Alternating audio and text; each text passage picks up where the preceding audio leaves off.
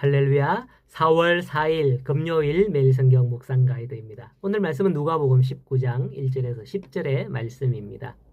우리나라는 조선시대까지만 하더라도 양반과 평민으로 신분과 계급이 나누어져 있었습니다. 양반의 여러 가지 모습이 있지만 양반은 품위를 지키는 걸 아주 중요하게 여겼죠.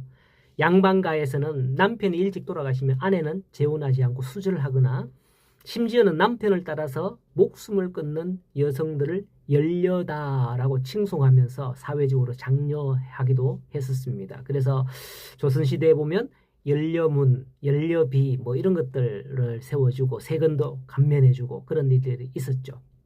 또 양반은 길을 가다가도 갑자기 소나기가 내려도 뛰지 않는다. 뭐 그런 말을 한답니다. 왜냐? 품위를 지켜야 하기 때문에 갓쓰고 품위를 지킨다는 거죠. 그렇게 한들 그게 목숨보다도 귀할까요?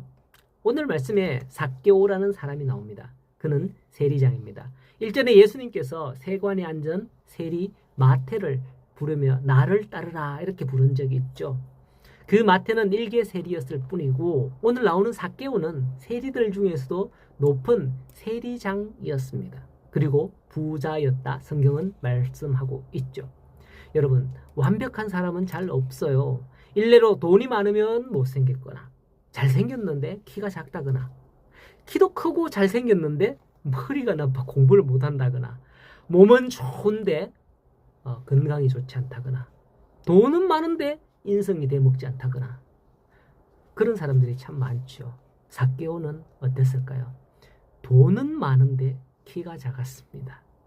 돈은 있는데 유대인들이 싫어하는 자였습니다. 그런 삭개오는 예수님이 어떤 분인지 꼭 한번 보고 싶었어요. 왜 그렇게 예수님을 보고 싶어 했을까요? 예수님 때문에 뭐 돈줄이라도 잡아서 부자가 되었기 때문에 무슨 은혜라도 갚기 위함이었을까요? 모두 다 아니에요. 삭개오가 예수님을 꼭 한번 보고 싶었던 이유는 그에 대한 소문을 들었기 때문일 겁니다. 어떤 소문이냐? 예수님께서 세리와 죄인들의 친구다라는 소문이죠. 삭개오는 세리 중에서도 높은 세리장입니다. 세리를 죄인 취급하는데 세리장에 대해서는 어땠겠습니까? 아주 악덕업자 취급을 했을 거예요. 아무도 그를 우리를 사람 취급을 하지 않는데 우리를 사람 취급하는 우리의 친구가 되어준다니 그분이 누군지 예수라는 분이 얼굴이라도 한번 보고 싶었던 거죠. 그래서 그는 자기 발로 예수님을 보기 위해서 뛰어갑니다. 그렇습니다. 오늘날 교회가 그런 곳이 되어야 하지 않을까요? 교회가 죄인들의 친구가 되어 주어야 하는 겁니다. 가만히 보면 교회는 성도들을 전도할 때 전도 대상자들에게 당신은 죄인입니다 하면서 그렇게 죄인이기 때문에 예수님을 믿고 죄를 용서받고 천국 가야 합니다 라고 하지만은 정작 성도들은 교회에 있는 성도들은 교회는 죄인들의 친구가 되어주고 있을까요? 지난 주일에 목사님께서 잠깐 언급을 하셨지만은 우리 교회에 그런 분들이 들어왔다면 과연 따뜻하게 맞아주며 그런 자들의 친구가 되어줄 수 있어야 된다고 언급을 잠깐 했는 것 같은데 전에 제가 있었던 교회에 수요일이 되면 가끔씩 술에 취해서 술 냄새를 팍 풍기면서 교회 오는 어떤 분이 남자분이 계셨어요. 그분이 자리에 앉는 순간 그 주변 3m에서 5m는 꼬리꼬리한 냄새와 술 냄새가 아주 환상적으로 풍겨납니다. 그러면 많은 분들이 슬금슬금 그 자리에서 이렇게 뜨거나 인상을 팍 찌푸리면서 쳐다봅니다. 그리고는 예배를 다 마친 후에 교육자들에게 말합니다. 왜 그런 사람을 여기 앉히냐고, 왜 그런 사람이 여기 들어오게 하냐고 그렇게 말을 해요. 저는 그런 사람이 왜 교회 오면 안 되지? 하는 생각을 합니다. 권사님들이 인상을 찌푸리면서 돌아보는 그 눈빛 참 안타깝습니다. 사실은. 물론 그 중에 어떤 권사님 계셨는데 그분은 일부러 그분 옆에 가셔갖고 그분을 따뜻하게 맞아주고 성경책도 펴주고 그래 하는 분도 계셨어요. 교회가 이런 사람들이 오는 것을 막아야 하나요? 예수님은 죄인과 세리들의 친구가 되어주셨습니다. 그러니 예수님을 믿는 교회도 그런 사람들의 친구가 되어줘야 하는 거죠. 이렇게 예수님이 그런 자들의 친구가 되어주니 세리장 삭개오도 예수란 분이 도대체 누군지 궁금해하며 한번 보기를 원해서 그렇게 나아가잖아요.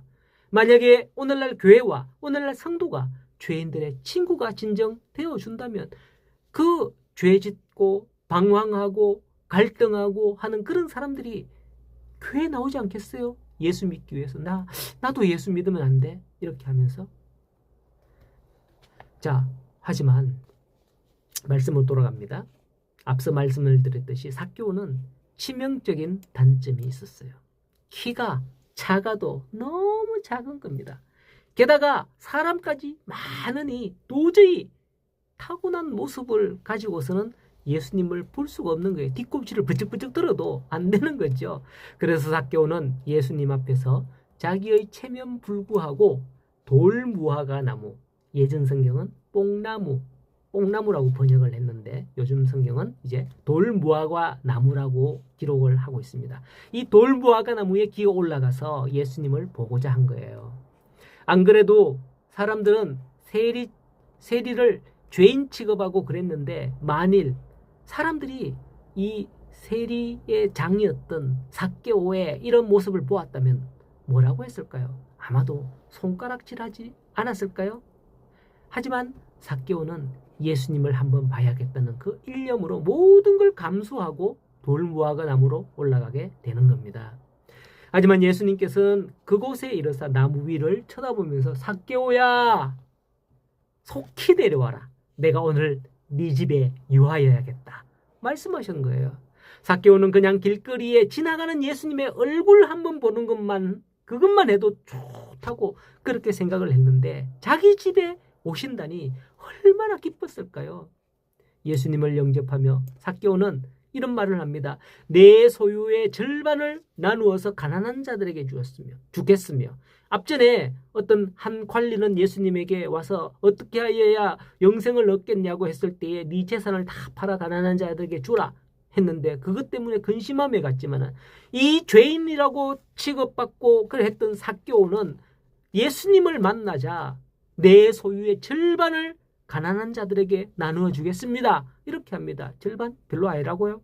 또 뒤에 하는 말이 있어요. 뭐냐? 만일 누구의 것을 속여 빼앗은 일이 있으면 4배로 갚겠습니다. 이런 말을 하는 거예요. 여기서 우리가 흔히 생각하기로는 세리는 로마에서 거두가는 세금에서 플러스 얼마를 내서 거두기 때문에 거의 다 속여 빼앗는 거 아니야? 그러면 삭개오 전 재산을 다 털어도 안 되지 아마? 이렇게 생각할 수도 있습니다. 하지만 삭개오는 뭐라고 그랬습니까? 세리장이에요. 세금을 매기고 징수하는 것은 아래에 있는 세리들이 하는 거고 세리장은 세관의 총책임을 맡아서 관리하는 그런 일들을 하는 거죠. 혹시 여러분 이걸 이해하기 위해서는 이 이야기를 해야 되겠는데 혹시 뇌물 상납 루트에 대해서 아십니까? 뇌물을 받았거나 아니면 상납했거나 이런 분들은 잘 알 텐데 예를 들어서요. 과거에 누구를 비방하는 게 아니라 경찰들이 사이카를 타고 과속단속을 직접 했습니다. 오토바이 아시죠? 사이카 오토바이. 이런 말이 있어요. 사이카 3년 타고 집 한 채 못 사면 바보다 그랬어요. 그때.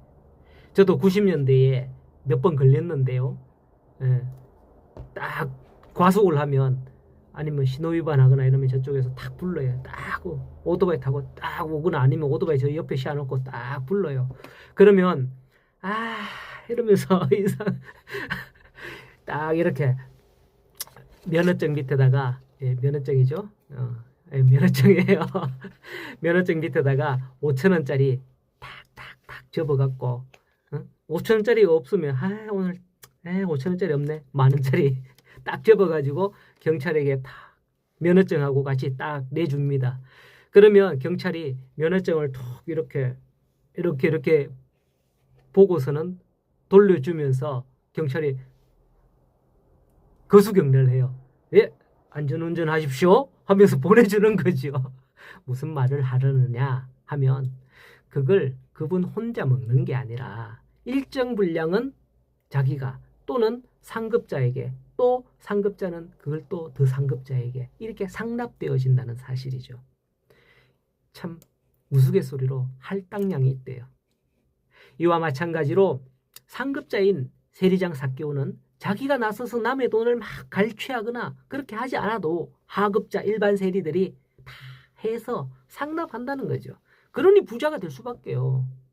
이렇게 지금까지 자기 민족이 자기를 죄인이라 하여도 돈의 목적을 두었기에 돈을 위해서 살아왔었어요. 이제는 그가 예수님을 만나고 영접하고 변화된 것입니다. 앞서 이틀 전 본문에서 한 관리는 자신의 재산을 팔아 가난한 자들에게 나눠주라는 그 말씀에 걸림이 되어 돌아갔지만은 삭개오에게 예수님께서 그런 말씀 이런 방구하지 않았어요.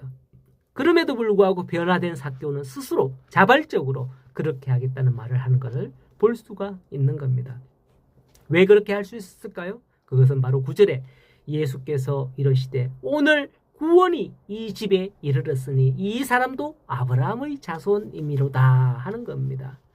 삭개오의 영혼이 구원받았다는 정표였던 거예요. 오늘도 이 구원의 정표가 저와 여러분의 삶에 나타나는 은혜가 있는 복된 하루가 되는 그런 복된 하루가 되기를 간절히 소원하고 축복합니다.